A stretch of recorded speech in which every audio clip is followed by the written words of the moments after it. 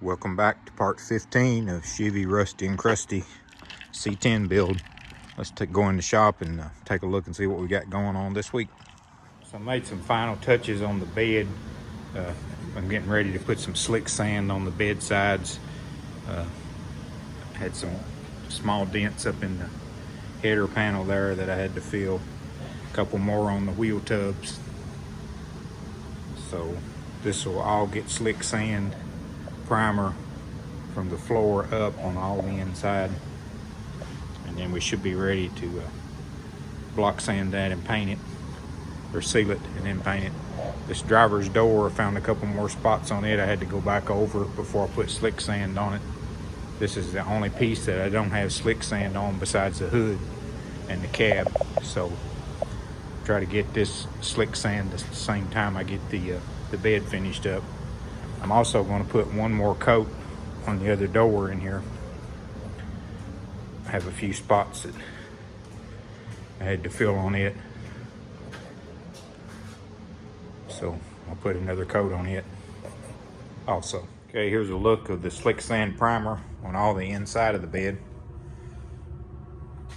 Still got a few little bumps on the wheel tubs that I see. It's kind of hard to see until I get it all one color, but I'm going to go back and touch those up and sand this inside, and then we're going to be ready to put sealer on the entire bed and get it ready to put some paint and clear on. Okay, so started block sanding on this slick sand, this primer, or polyester primer is what it actually is, that I put on the inside of the bed. You can see makes quite a dust, quite a mess, but it really will fill up any slight scratch imperfections on the inside. And I'm just blocking this with 220 grit, and then when I go back and put sealer on it, I'll put one more coat of epoxy primer and then sealer, and we should be ready for paint. It's sort of a slow process, especially around these wheel tubs. There's just many curves and places you have to sand, but moving on with it. Try to get this wrapped up today, and hopefully the next video next week, I want to be able to show you guys a painted bed if all goes well. We'll see. Outside is pretty much ready for sealer all the way down. Of course, the bed floor gets nothing but paintable, tintable bed liner. I'm gonna paint it body color of the truck, and this side the same way. I spotted in a few places with polyester. I'm gonna go back and block over, but pretty much all done. Roll pan's all sealed up and filled in across the back. That's where we're at. Keep moving forward. It's a slow process. Don't want to bore you with a bunch of sanding, but it's all part of it. Obviously, the more time you spend sanding and blocking, the slicker the truck will turn out. It won't be perfect by no means, because I'm not a professional body guy, but I want to give it my best effort and try to get it as slick as I can possibly get it. And for me, that'll be good enough.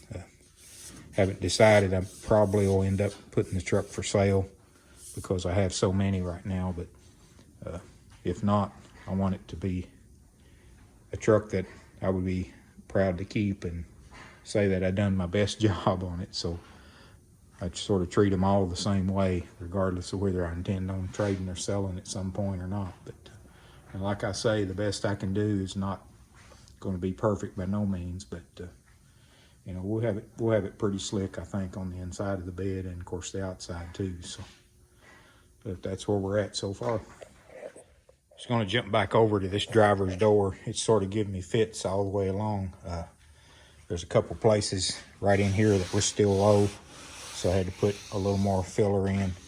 There's a couple places up by the handle that was low. I had to put some more filler in, so I got to knock down this filler here, and then hopefully after this knockdown and sanding off of this Bondo, I'll be able to put some slick sand on it and block across it one more time. It's not too bad a shape as far as the blocking part, but it does have some highs and lows you can see along here. And I'm hoping that the polyester primer will fill most of those. There is a few places that I'll probably have to address some more, but we'll get there. Just a slow process on this door. Probably should have just bought a door or found a door for it, but wasn't able to find anything that I thought was any better than what I had. So, and usually skinning them is probably the easiest, best way. And in this case, it probably wasn't, because where I stopped the skin at seemed to be a lot of places above the skin that was not so great. So we'll continue on it though. Well, today I got in the tailgate. Obviously, aftermarket tailgate. I'll just give you a view of how it really fits. This line here is not terrible on this side. However, look at the top. It's not even close to being the right shape.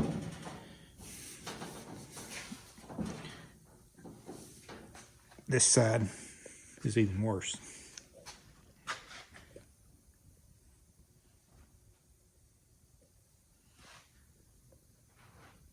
Now I can probably raise the hinge and get this up where it's sitting above that by moving the hinge up.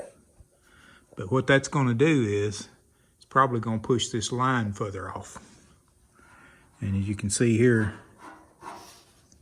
it's really not a very good fit here. Can I make it work? Sure. Is it very good? Absolutely not. You know, I guess the old saying, you get what you pay for. So, the only thing I know to do is going to go ahead and put the latches in it, get it striking against there. But you can see even the top row is not right.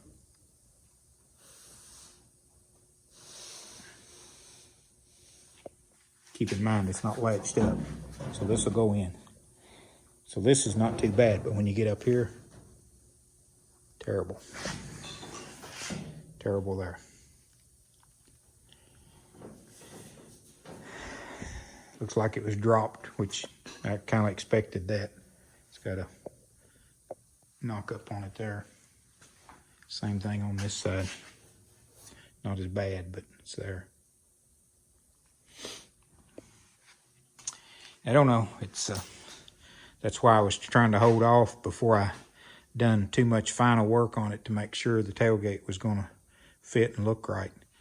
We're going to have to plane on this bottom hinge over here to get the gap to scoot the tailgate to scoot this away, which will in turn make this gap better here, not so tight.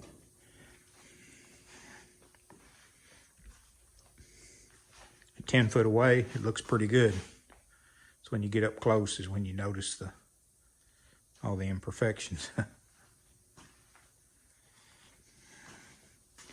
Same thing on this side. If you push it in there, it don't look terrible on the shape.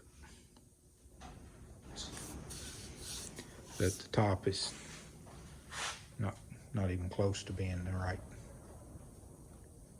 shape.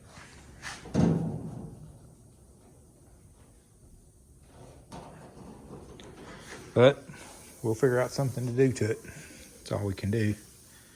No sense of sending it back. I would just get another one just like it. So don't want another one just like it, that's for sure.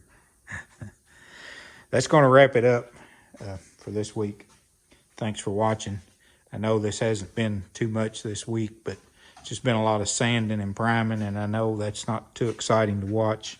Not as exciting as seeing paint put on. So hopefully we'll get some paint on this thing next week, at least on the bed. And if not, we'll be awful close to having paint ready to go on it. So it's actually looking pretty good. I've been blocking on the inside of it today on the slick sand. I've got a few places I've still got a few little, just small low areas, like there's a little low area there that'll show up. And there's a couple little nick places down on one wheel tub, but other than that, it's pretty decent shape. Probably as good as I'll ever be able to get it on the inside, that's for sure. All right. Thanks for watching. Please like, share, and subscribe. Have a good day.